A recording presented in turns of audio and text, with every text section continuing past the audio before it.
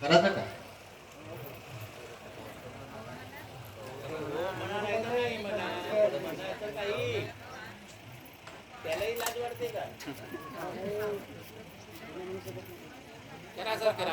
खूप वेळचे बसले ऐकून राहिले, मोठे मोठे नेते आसनं ठोकून पळाले. तर म्हटलं माझा नंबर कधी येते माहित नाही, जरा वाट पाहत होतो. एक तर तुम्ही सगळ्यांनी टोप्या घातल्या तर मला त्याहून फार मोठी भीती वाटते.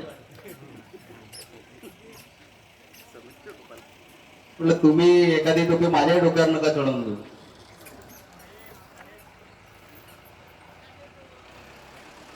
पण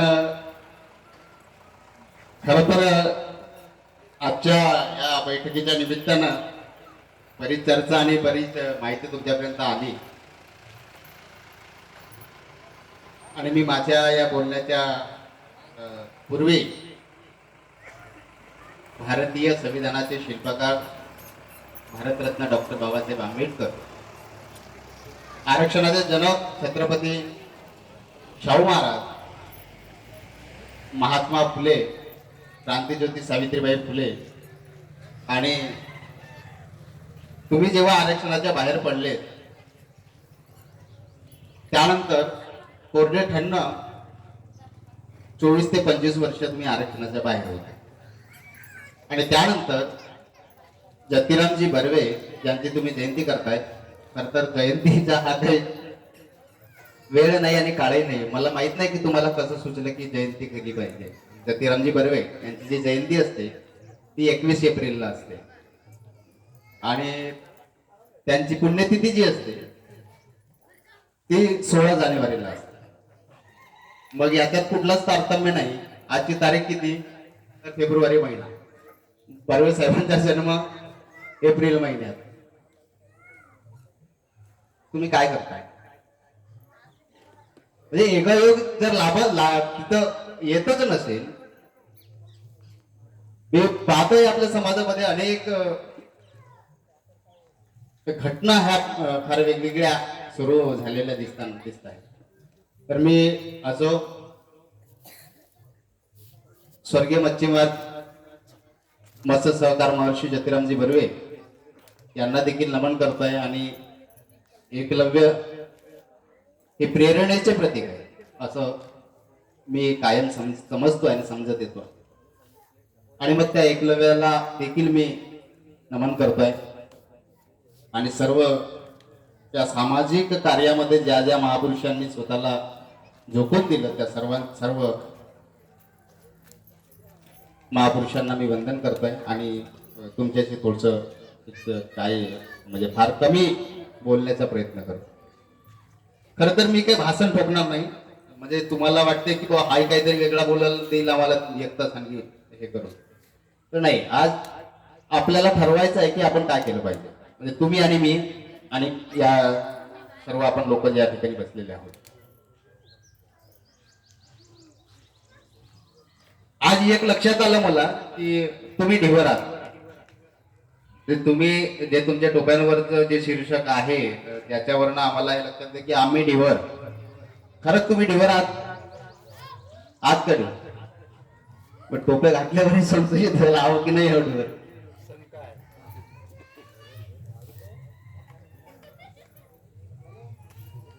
काय असतं, प्रत्येक समूहाला त्याचा एक वेगळा इतिहास असतो. खर तर देशच आपला विविध जातींचा विविध धर्मांचा बनलेला आणि असे आपण भारताचे लोक. मला वाटते आयोजकांना माझी विनंती आहे की पुढच्या वर्षी तुमच्या टोपीवर आम्ही भारताचे लोक असं शीर्षक असलं पाहिजे. काय असलं पाहिजे? आम्ही भारताचे लोक. आता आम्ही भारताचे लोक असं जेव्हा म्हणतोय तेव्हा या देशाचं संविधान आम्हाला हे शिकवते स्वातंत्र्य, समता, बंधुता. आणि मग हे जेव्हा आम्ही विचार करायला लागतो तेव्हा मग आम्ही खरे ढिवर ठरतोय. म्हणजे या देशाचे नागरिक आम्ही भारताचे लोक.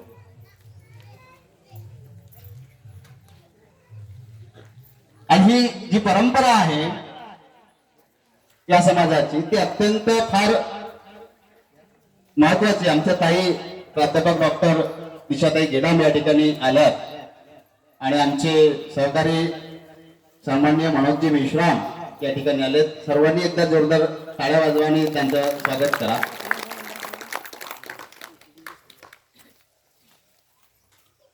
अखिल धीवर समाज विकास समिती ही काही संघटना बिंघटना नाही, हे मी आधी तुम्हाला सांगतो. आणि तुमच्या डोक्यातनं काढून टाका ही कुठली तरी संघटना, जसं तुम्ही म्हणताय की बाकी संघटना हे असं तसं, असं काही अखिल धीवर समाज विकास समिती अशा असं काही स्वप्न नाही आहे या समितीचा की बाबा आम्ही संघटना म्हणून काम केलं पाहिजे किंवा लोकांना जोडत गेलं पाहिजे, असं काही.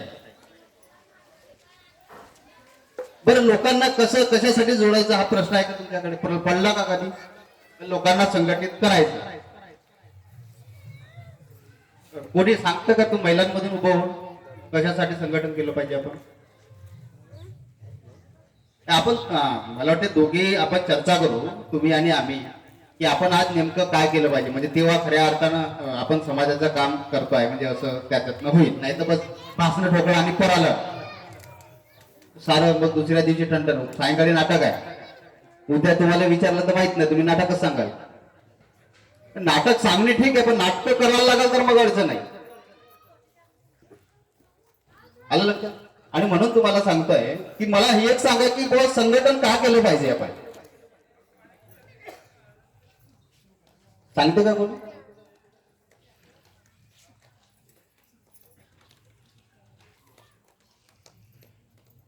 का संघटन केलं पाहिजे?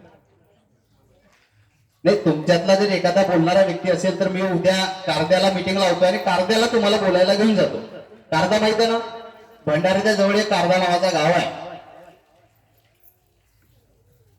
म्हणजे अशी समाजाची मानसिकता का त्या गावात पोरगी द्यायची पण नाही आणि तिथली पोरगी, आता परिस्थिती कशी असेल तुम्ही समजा.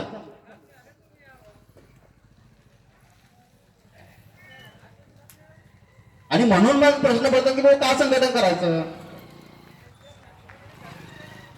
म्हणजे मी पहिल्यांदा पाहतोय की धीवर समाज कुठेतरी दहीकाला करतो, नाटकांचे कार्यक्रम आयोजित करतो, असं कुठेच होत नाही.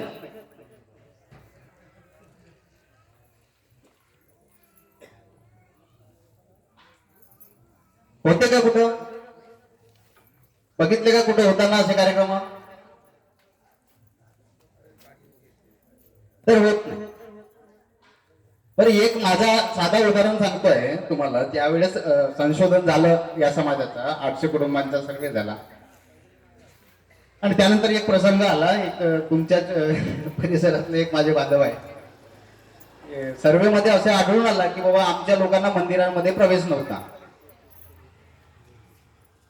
मी हे गोष्ट तुम्हाला सांगतो, तुम्ही मला वेड्यात ठरवा. हा काय लेखाचा बळबळून राहिला माहिती. पण किती लोक मंदिरात जाऊन पूजापाठ करतात?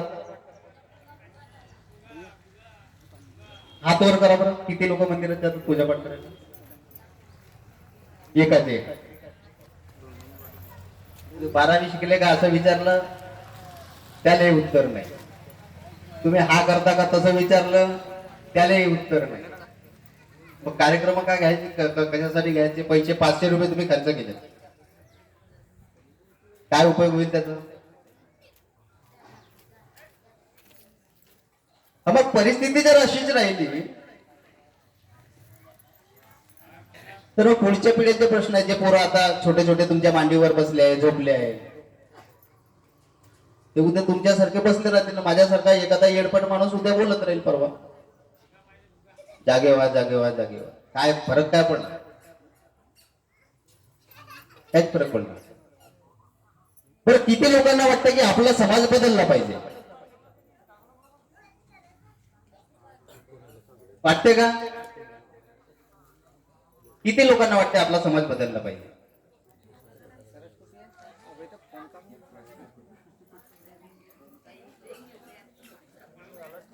बरं, असं त्याला जाऊ द्या, तुम्हाला नाही वाटत तुम्हाला तुमचा समाज बदलला पाहिजे. बरं, आपला समाज नाही बदलला पाहिजे असं किती लोकांना वाटते?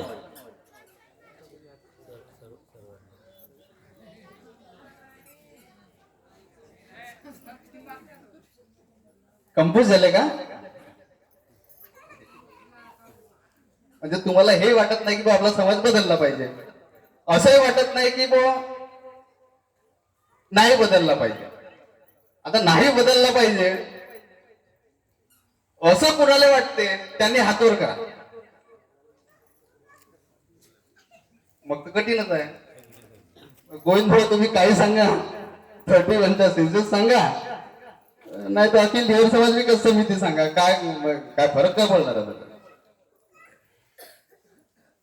म्हणजे बदललंच पाहिजे असंही वाटत नाही, नाही बदललं पाहिजे असंही वाटत नाही, मग काय वाटते? हा, टाळं घ्यायचे, तुम्ही नाचा मी नाचतो, अनंत ठेविले तैसीची राहावे, कौतुक करावे पांडुरंगा. पांडुरंगा. मग पांडुरंग तरी समजणार आहे का तुम्हाला? हा, मग तुम्हाला हे वाटतच नाही की बाबा आपण बदललो पाहिजे, आपला समाज बदलला पाहिजे. मगाशी रतनपुरे साहेब सांगत होते की बाबा आपले भेद झाले गावांमध्ये, अशा पद्धतीचा वाद निर्माण झाला आणि आज लोक कमी आले, ह्या गोष्टी होणार आहेत. आपल्याला वाटतच नाही ना समाज बदलला पाहिजे, आपल्याला समाज बदलला पाहिजे असं वाटतच नाहीये, तर आपण एकत्र काय येतो? हे उके साहेब कशाला आले मध्य प्रदेश वरून धापेवाड्यात धापा टाकायला?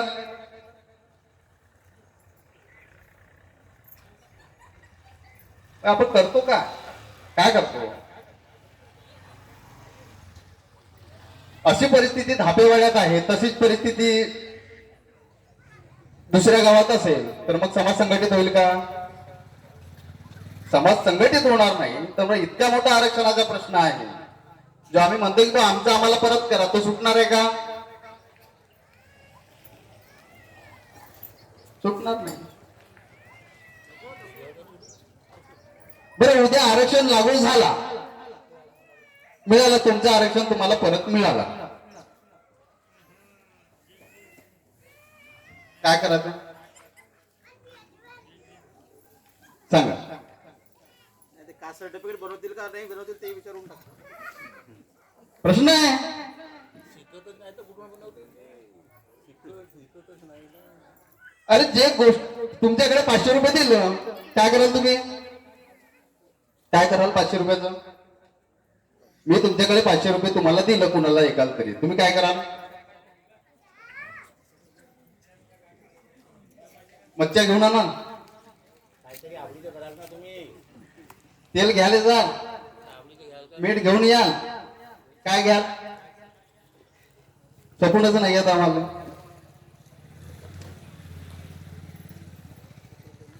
आणि बांधवांनो, मग कुणासमोर बोलायचं हा विषय आहे. कुणाला शहाणपणा सांगायचा, कुणाचं प्रबोधन करायचं?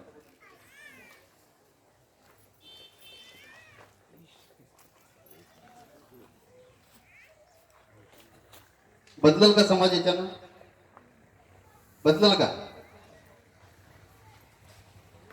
मग तुमची मेहनत आणि माझी मेहनत वाया, काहीच कामाची नाही.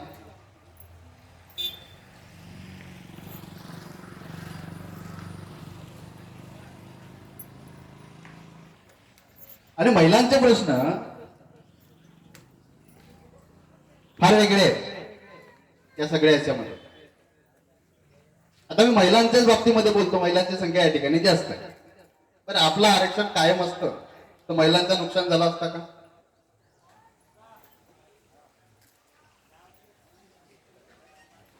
झालं असतं का नुकसान? पुरुषाची सोडा, एक महिला देवर समाजाची धापेवाड्याची सरपंच झाली असती, काय फरक पडला असतो? थांबू का मी? बोर झाले तुम्ही? येऊ का? प्रश्न जास्त विचारतो कारण तुम्हाला मी आधीच सांगितलं, हे यांनी फालतू डुप्लिकेट मला अध्यक्षपद बसवलं होतं इथे अध्यक्ष म्हणून. मला काहीच बोलता येईना, सगळे बोलत होते, मी ऐकत होतो. माझी पण वेळ येईल, थांबा. शांतपणे त्याला ऐकून घेतले तर मग मला ऐकायला लागेल ना, आता ऐकावं लागेल का नाही?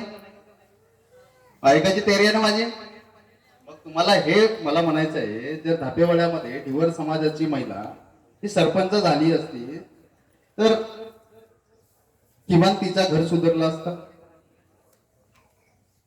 सुधारलं असतं. त्या बाईला ग्रामपंचायत काय होते कळलं असतं, कळलं असतं नसतं कळलं? मग ग्रामपंचायत मध्ये काय होते कळलं असतं.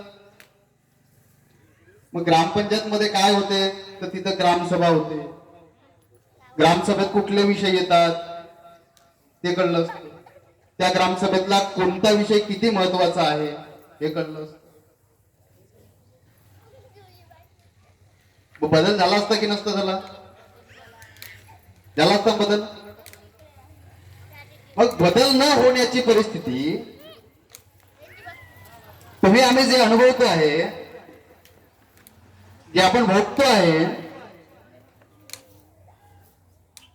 तो अन्याय आहे का हे आपल्याला माहीतच होत नाही तर आपण जगत राहतो. या देशात संविधान आहे, संविधान समजतं? किती लोकांना संविधान समजत नाही सांगा, हात वर करा. भारताचे संविधान ऐकलंय? ऐकलंय का? सांगा काय असतं भारताचं संविधान? त्या पुरायला माहिती आहे, कारण त्यांच्या शाळेत रोज म्हणते आम्ही भारताचे लोक, त्याला वाटते का तोच संविधान आहे. त्या संविधानाची फक्त वरची उद्देशिका आहे. देशाचं संविधान 395 कलमांचं बनलेलं आहे आणि म्हणून प्रत्येक कलम हे देशातल्या नागरिकाला मूलभूत अधिकार प्रदान करते आणि त्या आधारावर आपण आपलं जे भारतीयत्व असणं आहे, आम्ही भारताचे लोक असं जे म्हणतोय, हे भारतीयत्व असणं म्हणजे आपल्याला वर झालेल्या अन्यायाच्या विरोधात आपले अधिकार आपल्याला मिळवून घेणं, अशा पद्धतीची ती गोष्ट त्या ठिकाणी असते. आणि म्हणून तुम्हाला सांगतोय की फार मोठं नुकसान झालेलं आहे या समाजाचा, खूप भयंकर नुकसान झालेलं आहे. ज्या दिवशी तुमचे पोरं शिकू लागतील त्या दिवशी त्यांना समजेल की किती मोठं नुकसान झालेलं आहे. म्हणजे एसटी मध्ये होतो हे माहीत होण्यासाठी आम्हाला 75 वर्ष लागतात. किती वर्ष लागतात? 75 वर्ष. ते वापस मिळवून घ्यायसाठी किती लागतील?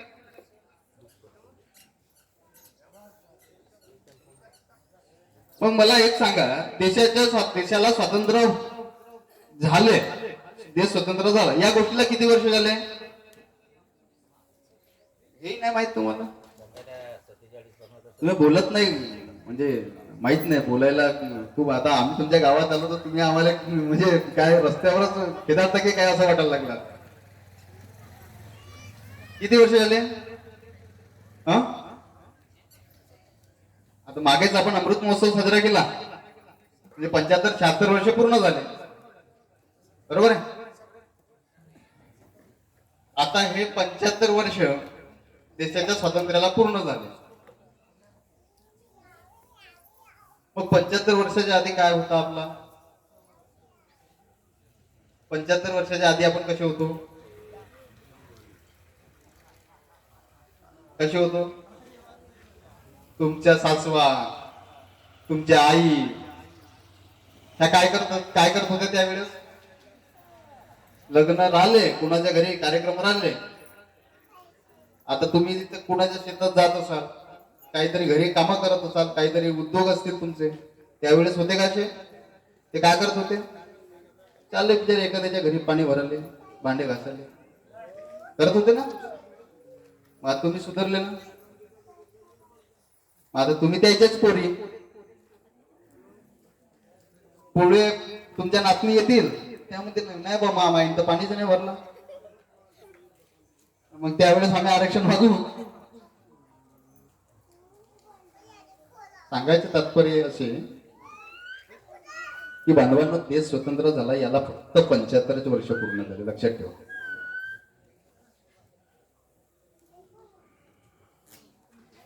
हजारो वर्ष हा देश कायम राहणार संविधानाचा.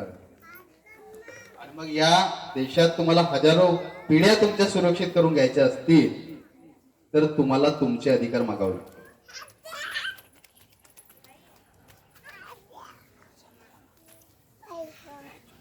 मी बोलत आहोत ते चुकत आहे का?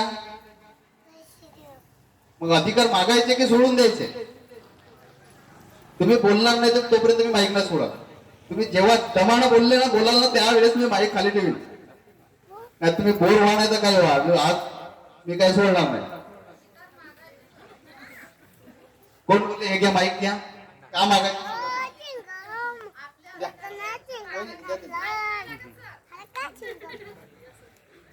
बोला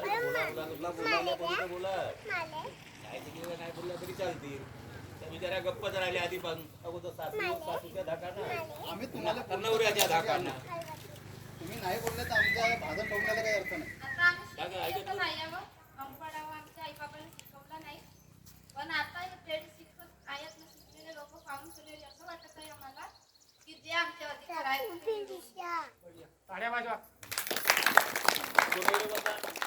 बाकी दुसरी महिला पुन्हा काय वाटते तुम्हाला?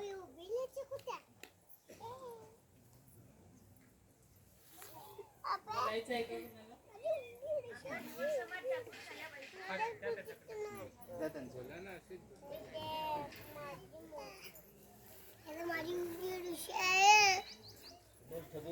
प्रत्येक लेडीजच्या हातामध्ये त्या बोलू दे जायला, कारण आम्ही जे सांगून त्याला काही समजणार नाही आता. आमच्या दिवस समाज जागृत झाला पाहिजे आणि मुला मुली समोर गेल्या पाहिजे आणि सर्व गोष्टीची त्यांना लक्ष पाहिजे आणि सर्व गोष्टीचं ध्यान पाहिजे. आणि खूप आमच्या समाजाला खूप लोक नाव ठेवतात, डिवरच राहून गेले, कधी पुढे जाणार नाही म्हणून असे काही लोक वोट त्यांचे मारतात.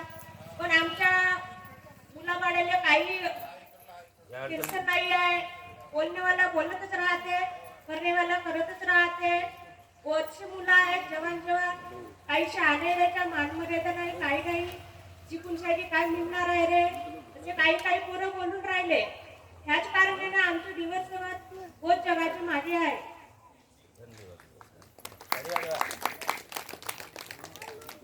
आलं लक्षात तुम्हाला? म्हणजे आपण विकास का केलं, म्हणजे विकासाच्या साठी का पुढे आलो पाहिजे, आपण आपले अधिकार का मागितले पाहिजे, कारण ह्या समस्या आपल्याला अजूनही आहे. बरं असं आहे का तुमच्यात की एक तुमची मस्त एकदम पीओपी केलीवाली रूम आहे, तिथं 2-3 गेशा लागल्या आहेत आणि मस्त 2-4 कम्प्युटर आहेत आणि तुम्ही आरामात मस्त बसून तिथं चाय पिऊन राहिले, अशी एखादी रूम आहे का कोणाकडे?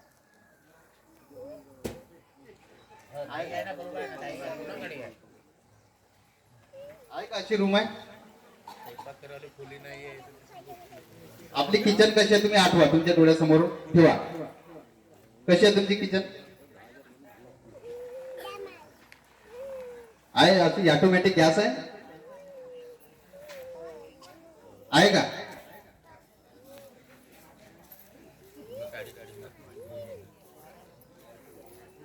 मग हे बदललं पाहिजे की नाही बदललं पाहिजे? तुम्ही जोपर्यंत पुढे येणार नाही, मला वाटतं तुम्ही सगळे उभे व्हा. बरं चला उभे व्हा. तुम्हाला एक प्रसाद वाटायचा आहे. वा सगळे उभे व्हा. आपापल्या जागेवर उभे व्हा. सगळे जण उभे व्हा. पुरुष पण उभे व्हा. तुम्ही सगळे उभे व्हा.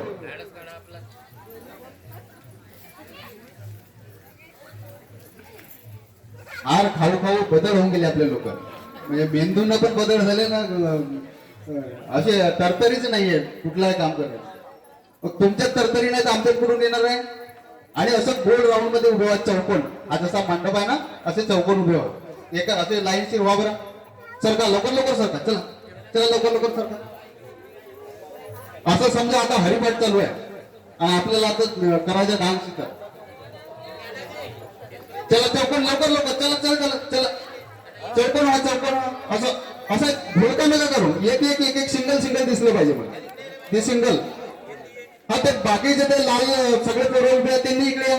चला कोण कोण आहेत ते बॅनरच्या खाली बसले आहेत, बॅनरच्या मागे. चला या तुम्ही पण या इकडे या. कसा डिव्हर समाज संघटित होत नाही भाऊ आपण. चला थोडेसे मागे व्हा. असं इकडे या ना, थोडी इकडे इथे. असे लपते ना तुम्ही म्हणून तुम्हाला तिकीट भेटत नाही. म्हणून तुम्हाला लोक ओळखत नाही. का ओळखत नाही? तर त्याला माहित आहे यायला द्यायला तर नको द्या, काय फरकच नाही पडत. बरोबर आहे का नाही? मग तुम्ही तुमच्याच स्वतःच्या अधिकारासाठी जर तुम्ही पुढे येऊ शकत नसाल तर माझ्यासारखा लहानसा माणूस माझ्यासाठी तुम्ही याल का? याल का? सर का सर असं सर का सगळे लपून राहिले तुम्ही एका मागे एक. चला हा जेंट्स पण तिकडे अशी मागे लाईन चालत हे करा तुम्ही थोडीशी बायांच्या मागे असं एका मागे नाही एक एक घ्या.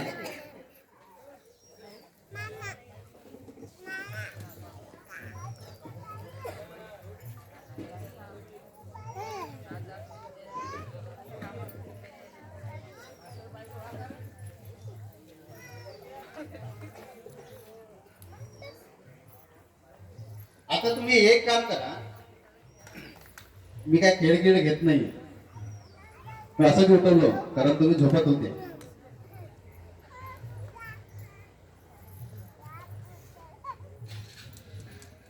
पुढच्या वेळेस धापेवाड्यात या मला वाटतं या रेजिम मध्ये धापेवाड्यात एकही आपला प्रतिनिधी नाहीये ग्रामपंचायत मध्ये. बरोबर आहे?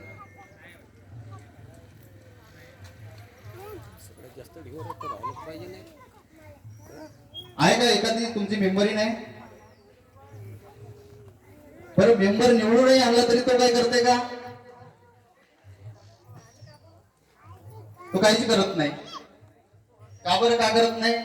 पण त्याला माहितच नसते समाज काय होते. आणि म्हणून तुम्हाला सांगतोय तुम्हाला बदलायचं असेल तुम्ही तुमची जागा सोडली पाहिजे. ते एका ठिकाणी बसून राहणं, लोक बोंबलून राहिले, भाषणं ठोकून राहिले, ते ऐकत जाणं, ऐकत प्रश्न विचारला यायले. एखादा प्रश्न विचारला की बाबा आमचं सांग, आम्ही काय केलं पाहिजे?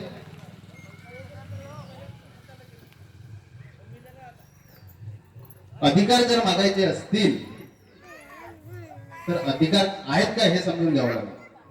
आणि म्हणून आपण आपलं जे आरक्षण मागतोय परत हे काही भाषण ठोकल्याने मिळणार नाही किंवा नुसतं धाप्या वेळात येऊन बळबळल्याने मिळणार नाही. काय करावं लागेल? तुम्हाला असं उभं व्हावं लागेल सगळ्यांनी.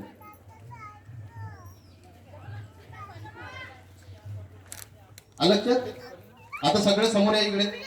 त्याला या इकडे. आता लाईन नको बसा, नको आता खाली उभेच राहा. त्याला या या सगळे समोर या आणि लाईनशीर मध्य रांगेमध्ये हे एकदम घोळका न करावं. म्हणजे भरपूर मोठी संख्या दिसेल. कोणीच म्हणणार नाही की बाबा अर्धा गावाला नाही अर्धा गावाला. एका मागे एक व्यवस्थित. तुम्ही पण या जेंट्स सगळे इकडे.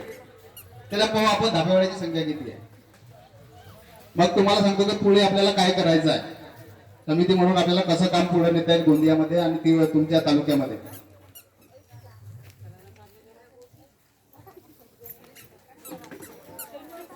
येते तिकडे बसले होते सगळे, त्यांनी पण या. तुमचं पाठिंबा नाही का आम्हाला?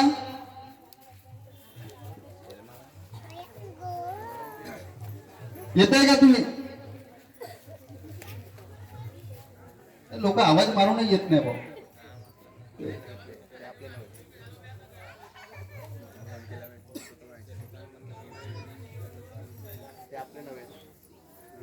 नाही आपले आहेत ते आले पाहिजेत ना असं म्हणतोय. म्हणजे आपले पण बरेच आहेत आणि सगळे लोक भारताचेच नागरिक आहे. ऐकलं तर काय बिघडलं?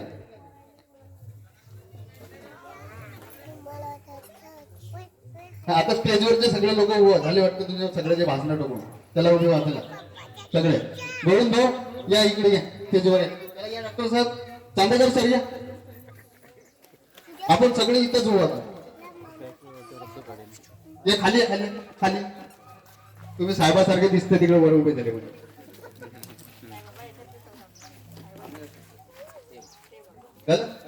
आलं लक्षात? हे सगळे लोक समाजासाठी काम करतात.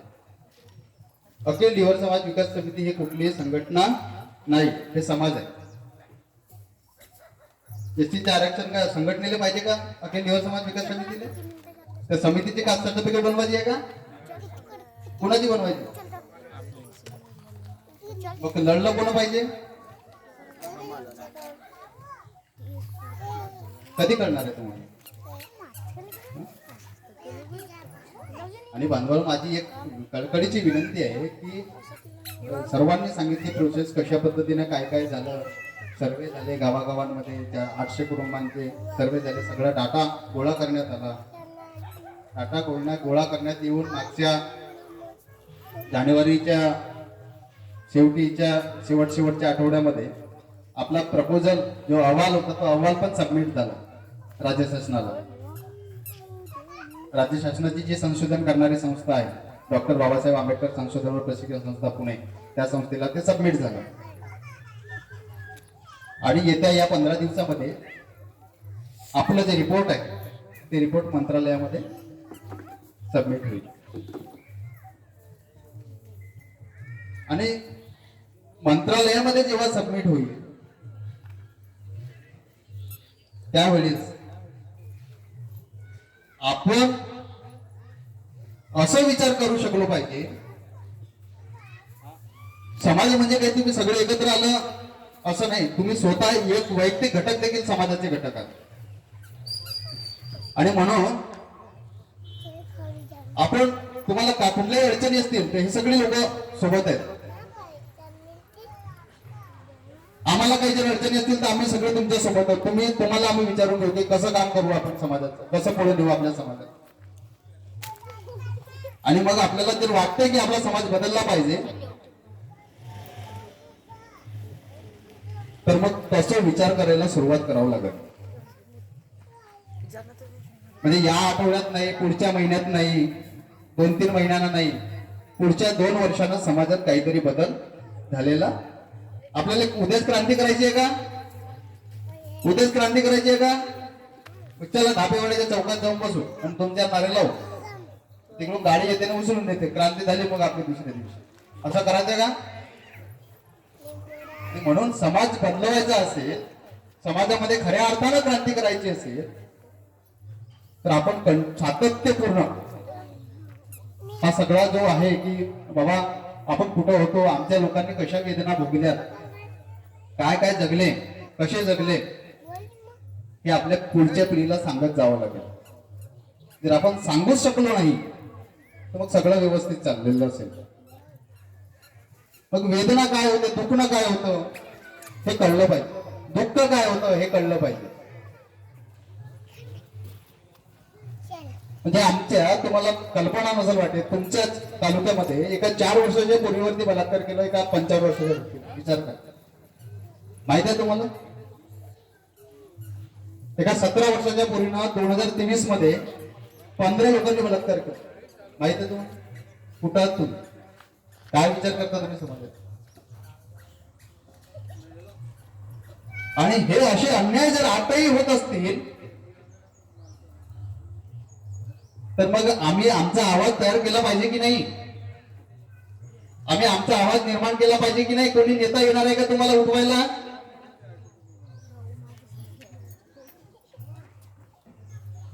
हे बघा, तुम्ही जे म्हणता सरकार येईल, सरकार हे देईल, सरकार ते देईल, तुम्ही सगळे कालखंड तपासून पहा, कोणत्याही काळात सरकार तुमच्याकडे आलेली. आणि मी मगाशी तेच म्हटलं की फक्त 75 वर्ष झाले लोकशाहीला, खूप मोठा कालखंड झालेला नाही. आणि म्हणून तुमचा देश तुम्हाला सुजवळ आणि सोजवळ करायचा असेल तर मग तुम्ही स्वतःच्या समाजातनं पेटून उठले पाहिजे, तुम्ही तुमचा आवाज निर्माण केला पाहिजे. आणि ही सगळी जी जबाबदारी आहे तुमची, आमची, सर्वांची आहे. आणि म्हणून आता आपल्याला बसून केवळ कार्यक्रम करून चालणार नाही, आपल्याला प्रबोधनाचे कार्यक्रम सुरू करावे लागतील. प्रबोधनाची मोहीम आपल्याला सुरू करावी लागेल. लोक पेटून उठले पाहिजेत, गावागावातनं जागे झाले पाहिजेत.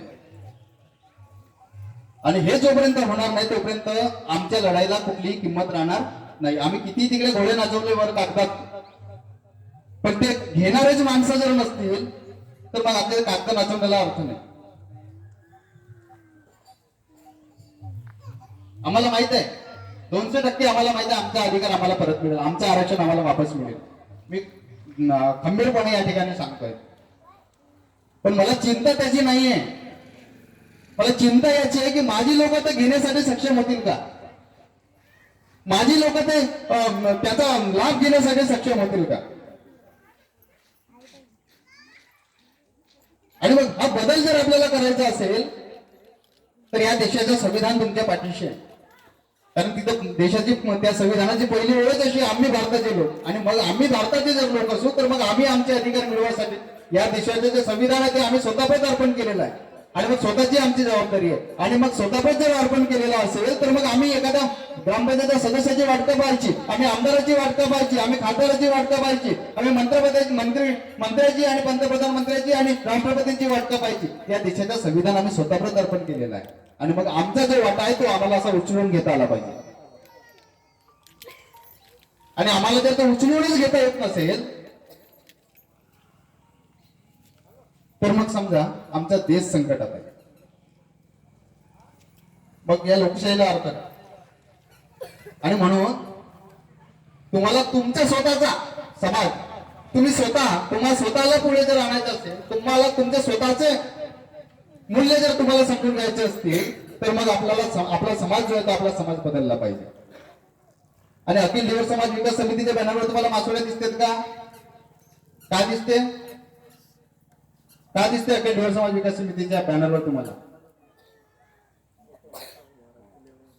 तिथं शाहू महाराज दिसतात, डॉक्टर बाबासाहेब आंबेडकर दिसतात, महात्मा ज्योतिबा फुले दिसतात, सावित्रीबाई फुले ज्यांनी शिक्षणाची मुहूर्तमेढ रोवली त्या पहिल्या शिक्षिका, आणि ज्योतिरामजी बर्वे ज्यांची तुम्ही जयंती साजरी करताय. आणि या जे हे लागलं याच्यावर भारताचे संविधान आहे.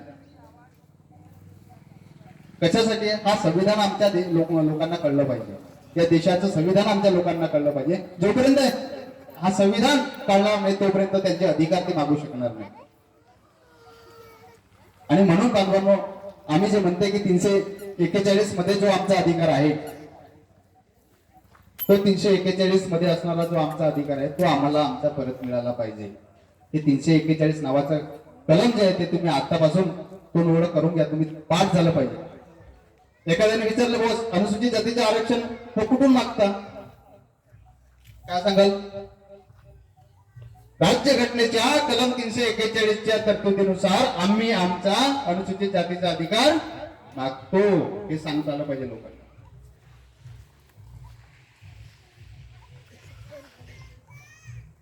मग तुम्हाला कोण प्रश्न विचारणार नाही, तुम्ही कुठून आरक्षण मागताय. आणि बांधवांनो, म्हणून हा बदल जो आहे तो झालेला पाहिजे. आणि एक सर्वांना माझी विनंती आहे की पुढच्या काही महिन्यामध्ये गावाच्या गाव आपण जागवून काढू. गावाच्या गाव जागली पाहिजे. तुमच्यामध्ये काही कौशल्य असतील, काही लोक असतील, काही पोरं असतील त्यांच्यामध्ये खरंच ऊर्जा असेल, त्यांना वाटते की समाज बदलला पाहिजे, अशी पोरं आम्हाला तुम्ही द्या. आम्ही त्यांना उभं करू. आम्ही त्यांना काय मार्गदर्शन लागते ते मार्गदर्शन करू. आणि म्हणून ही जर बदलाची प्रक्रिया, समाज बदलला पाहिजे असं जर तुम्हाला वाटत असेल तर केवळ आपल्याला कार्यक्रम घेऊन चालणार नाही, त्या प्रक्रियेमध्ये आपल्याला यावं लागेल. चळवळ म्हणून समाजाकडे पाहावं लागेल, तेव्हा खऱ्या अर्थानं आपण पुढे जाऊ. अन्यथा आपल्या महिला आपल्या भांडे घासत राहतील आणि आपले पुरुष तिकडे नदीवर जाळ्या फेकत राहतील. याच्या पलीकडे आपलं जीवन नाही. आणि म्हणून स्त्री आणि पुरुष दोघांनाही आपल्याला या देशाच्या संविधानानं जे कुठले अधिकार दिले त्या अधिकाराच्या आधारावर आपण आपला लढा जो आहे तो पूर्णत्वाकडे नेऊ आणि निश्चितपणे आपलं आरक्षण आपण परत मिळवून घेऊ. एवढंच या ठिकाणी बोलतोय आणि थांबतोय. सर्वांनी मला ऐकून घेतलं आणि खरं तर सहन केलं, त्याबद्दल मी सर्वांचे एक मनापासून आभार मानतोय आणि या ठिकाणी थांबतोय. धन्यवाद.